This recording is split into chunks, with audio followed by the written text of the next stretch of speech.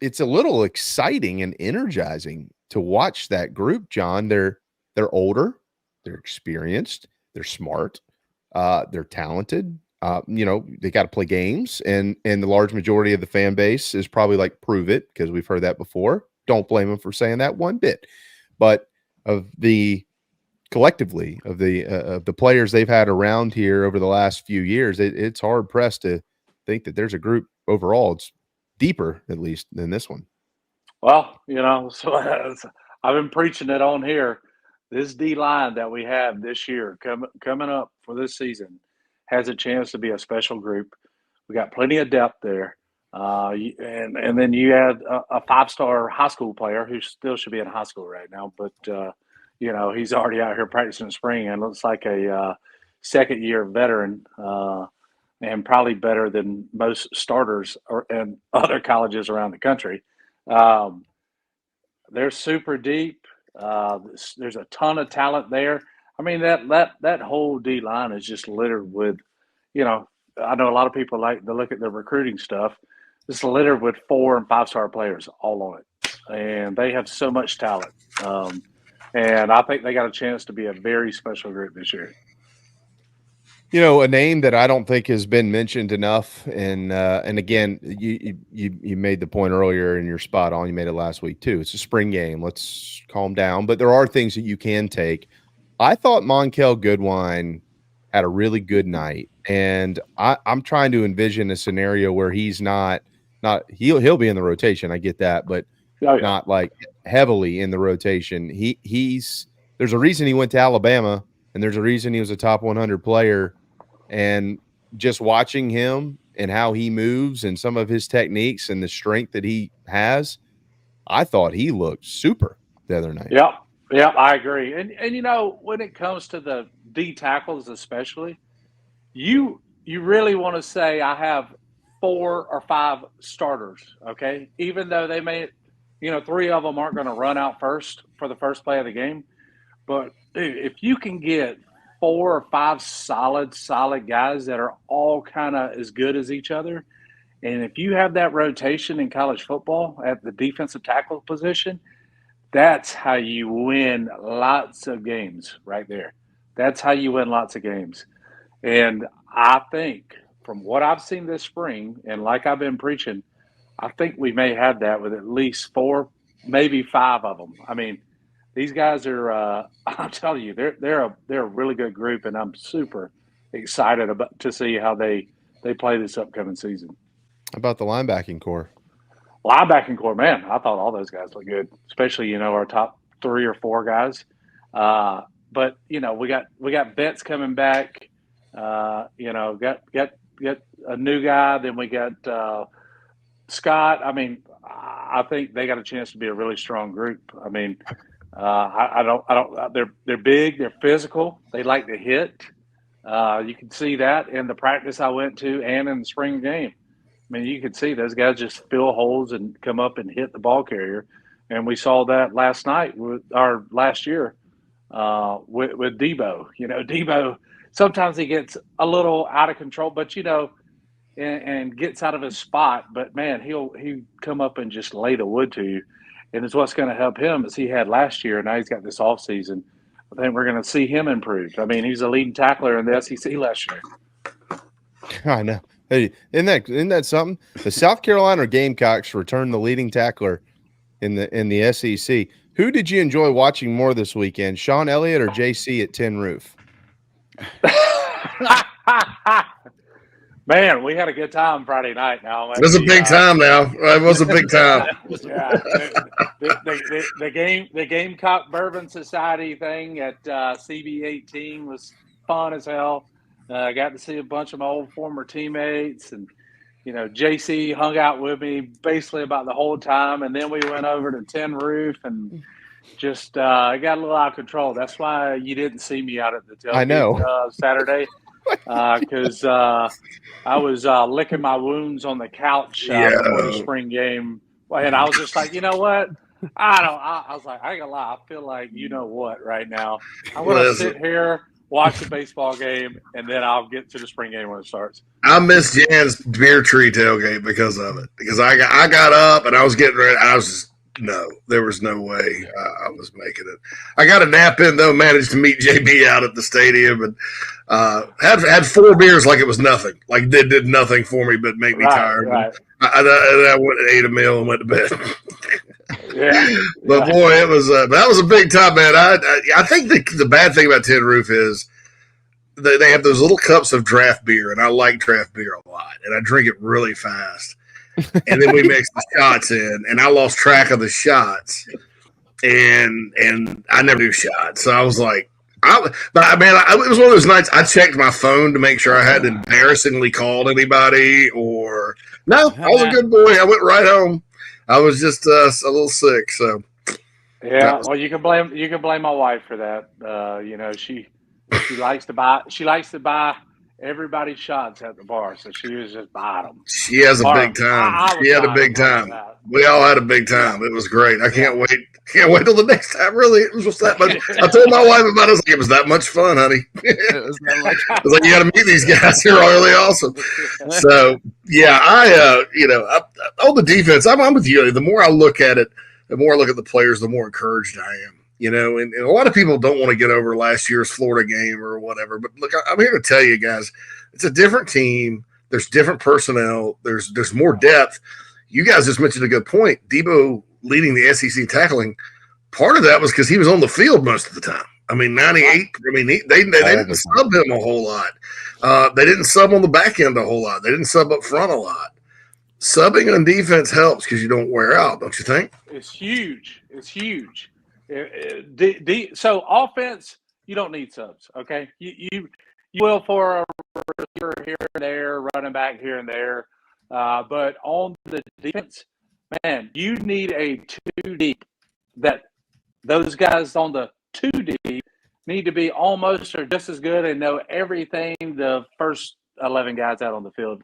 And if you have in some places where you have a 3 deep, if you get that many guys in and are playing that well, I mean, guys, it keeps your defense fresh the entire game. Because here's the offensive mindset, all right? So we always try and go out there, especially when I played for Coach Holtz, we're gonna run the ball on you. We didn't care who you were, we're gonna run the ball on you. And our goal was, hey, we're not gonna score 40 points unless we have to, but we're not going to score 40 points, but we're just going to try and wear your defense down. So come to fourth quarter, you're tired and we're not.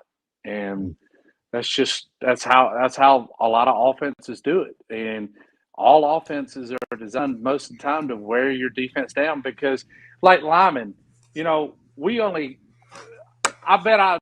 it was a screen pass or it was a sweep and run that I had to run more than 5 yards down the field full speed.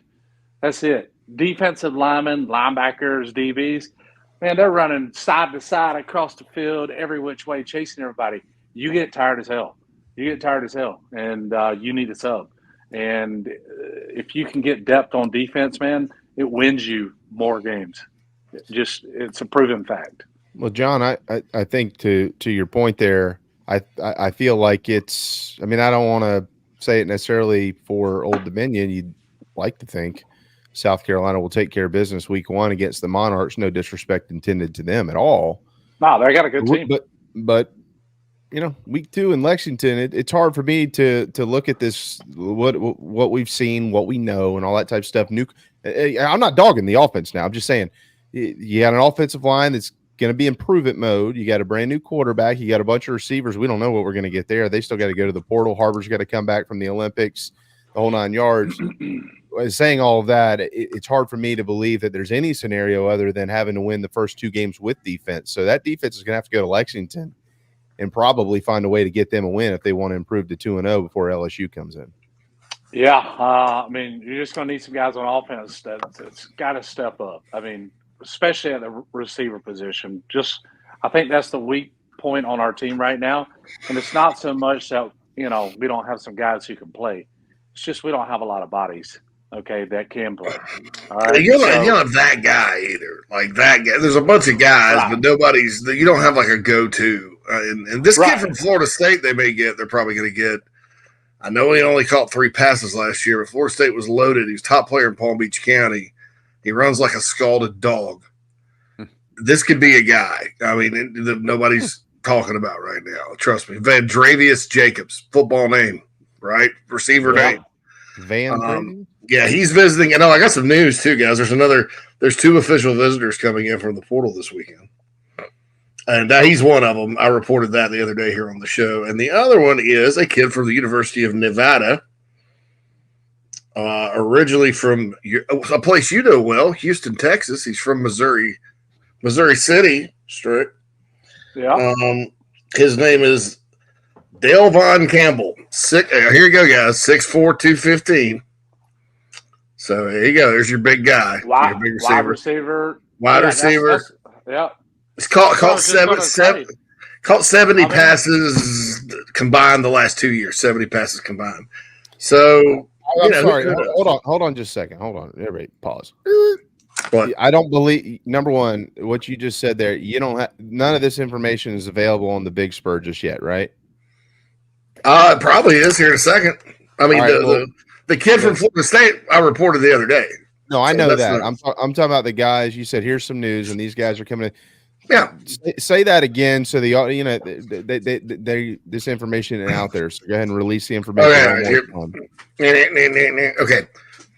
There are 2 official visitors this weekend, both at the wide receiver position, both from the transfer portal. The first one is Vandravius Jacobs, who we talked about, who I reported was visiting this week. I reported he's going to be in next Monday, but I think he's going to be in. They changed it to the weekend. The other guy is Delvon Campbell. He's a 6-year guy, Craig, just to go ahead and answer your questions. He's a senior. 6'4", 215, Missouri City, Texas. Played at the University of Nevada the last 2 years, caught 31 and 39 passes, so 70 passes in 2 years. I haven't looked at his film while we've been sitting here. I'd have to do that to give you my big opinion, but there you go. There's your 6'4" receiver guy. I also want to point this out, and I don't know because I'll be honest with you guys. I haven't heard much about this guy, right, since he got to campus. So chances are maybe I'm tinkling in the wind a little bit here. But CJ Adams, who they got in the previous class, is another big-bodied guy. Yeah, I remember talking to Jamie and Phil on the show about his film. He's out of the Atlanta area. He was hurt all spring, so he'll be back too. So there's another. If you're kind of looking at, plus Nick Harbor will be back. But I'm going to agree with Strick. You look at those guys, like as it stood during the spring game Saturday, Strickland. I mean, you look at it, you're like, man, there's just like a bunch of 5'11" dudes, and there's only about 6 of them, you know? Yeah. The guy that you injured, what's his last name again? That tall kid from Atlanta? CJ Adams. Yeah, I stood beside CJ for a minute because I was talking to Juju because, Juju's my hometown boy. But hanging out. But he was standing beside Juju. He's a good-looking kid. He's a big kid, too. So I couldn't remember his name, but yeah, I've heard a lot of good things about him too. So he'll be back healthy this summer. So that's what I was just saying. You got guys out that we didn't see play. It was a small group of receivers for the spring ball. We'll get those guys back this summer, and then we got to dip into the portal and get 1 or 2. So, so you really didn't see everything, but it was a little like, it's got to get better. And honestly, Carolina's got good receivers at running back, starting with Rocket, who used to play receiver, and Juju. Oh, yeah. And I think Jawan Howell's a good receiver out of the backfield as well. And they got 2 really, really, really good tight ends. And my man Oscar now. And a third one coming. Oscar can catch out of the backfield, too. He's a do-it-all. And then a third guy, Michael Smith, coming in that's a stud tight end that could probably play receiver this year at 225. Plus Nick Harbor, CJ Adams, to get 2 guys out of the portal, that at least gives you options. I don't think it's going to be anything like 2020 where you had Shi Smith and